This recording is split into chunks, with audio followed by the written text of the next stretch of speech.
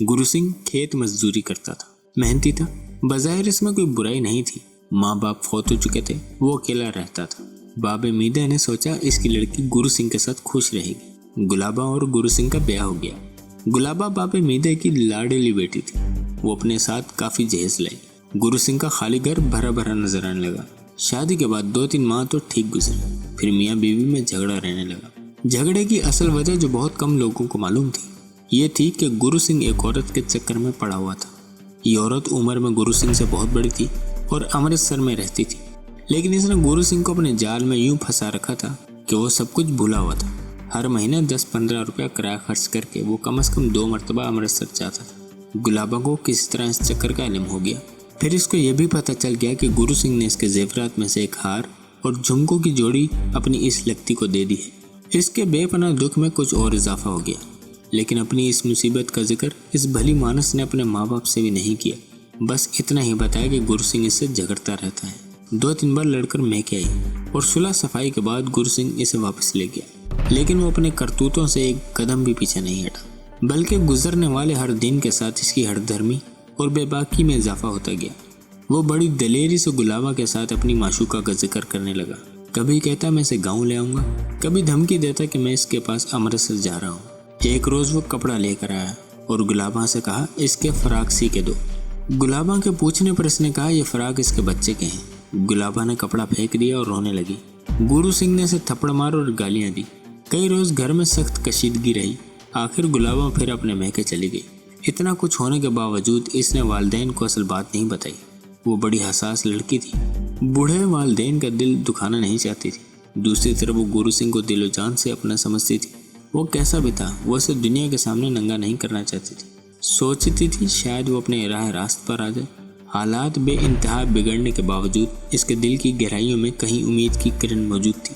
वो गुरु सिंह से दूर रहकर इसे सुधारने की एक आखिरी कोशिश करना चाहती थी। लिहाजा गुरु सिंह के बार बार आने के बावजूद इसने ससुराल जाने से साफ इनकार कर दिया। गुरु सिंह का मिलना जुलना कालू से था। कालू की गांव में बहुत दहशत थी, क्योंकि वो सरदार बदरुक का मुलाजिम खास था। इसने गुरु सिंह से कहा तुम बेफिक्र हो, जो जनानी ना माने इसका इलाज है। कालू ने कहा सीधा साधा इलाज है, जो नहीं आती से उठा कर ले आओ। ये बात गुरु सिंह के दिल को लगी। दर हकीकत इसने गुलाबा से एक दिन भी मोहब्बत नहीं की थी। वो इसे सिर्फ बीवी समझता था, घर का काम काज करने वाली, रोटियां पकाने वाली, वक्तन फवक्तन इसके लिए खुशी फराहम करने वाली। घरेलू तनाज़ा शुरू होने के बाद ये मामूली ताल्लुक भी नफरत में बदल गया था। इसने कालू से साज़बाज़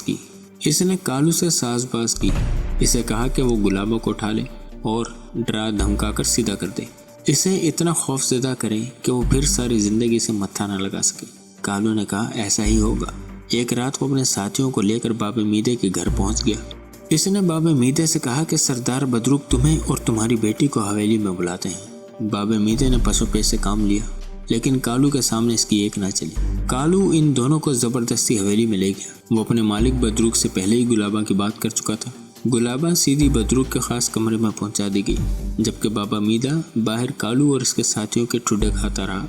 सुबह बाबे को तो रहा कर दिया गया, मगर गुलाबा मुस्तकिल तौर पर हवेली होकर रह गई। गुरु सिंह से सरदार बदरुक की मिली भगत थी, इसलिए अगले रोज गुरु सिंह ने सरदार बदरुक से 1000 रुपया वसूल किया और अमृतसर जा बैठा, जहां इसने 500 रुपया तो जुए में हार दिया और बाकी 500 अपनी माशूका पर खर्च कर डाला। इसके बाद ठंडा ठार होकर फ्लोर मिल में काम करने लगा। दूसरी तरफ सरदार बदरुक सिंह मुतमईन था कि अगर कोई इसे गुलाबा के बारे में पूछेगा तो वो कह देगा कि गुलाबा को उसके शोहर हवेली में छोड़ के गया है। लेकिन इस सवाल की नौबत ही नहीं आई। किसी को हिम्मत ही नहीं हुई कि टमाने सरदार से ये सवाल पूछ सके। बस लोग चुपके चेमगोइयाँ करते रहे और ख्याली घोड़े दौड़ाते रहे। पूरी कहानी सुनकर मेरा खून खोल उठा। जी चाहा इस बगैर शोहर के मुंह पर थूक दूं। एक शरीफ बाप की बेटी को इसने यूं बर्बाद किया था कि इसकी पूरी जिंदगी गाली बन गई थी। बाबे मीदे की मुसीबत ज़्यादा सूरत मेरी निगाहों में घूमने लगी। वो अपने दामाद को क्या क्या समझता था और दामाद दर हकीकत क्या था। कैसे कैसे भेस बदलता है इंसान। मैं अशफाक को लेकर दूसरे कमरे में आ गया। हम दोनों आमने सामने बैठ गए तो मैंने कहा अशफाक, मेरे दिल की बात पूछो तो तुमने जुर्रत का काम किया है और तुम्हें शाबाश मिलनी चाहिए, लेकिन मुझे डर है कि शाबाश की जगह तुम्हें सजा न भुगतनी पड़े। सरदार बदरुक सिंह अब निचला नहीं बैठेगा, इसका क्या सोचा है तुमने? अशफाक बोला, नवाज साहब मुझे क्या सोचना है, सोचना तो अब उसे चाहिए। जुर्म उसने किया है, हमने नहीं। मैं सिर्फ आपसे मशवरा करने आया था। मेरा ख्याल है कि गुलाबा के शोहर को आप अपने पास ही रखें। 1-2 रोज में केस मुकम्मल करके मैं एसपी साहब को भेज दूंगा। मुझे पूरा यकीन है कि गुरु सिंह के इकबाल बयान के बाद सरदार बदरुक बच नहीं सकेगा।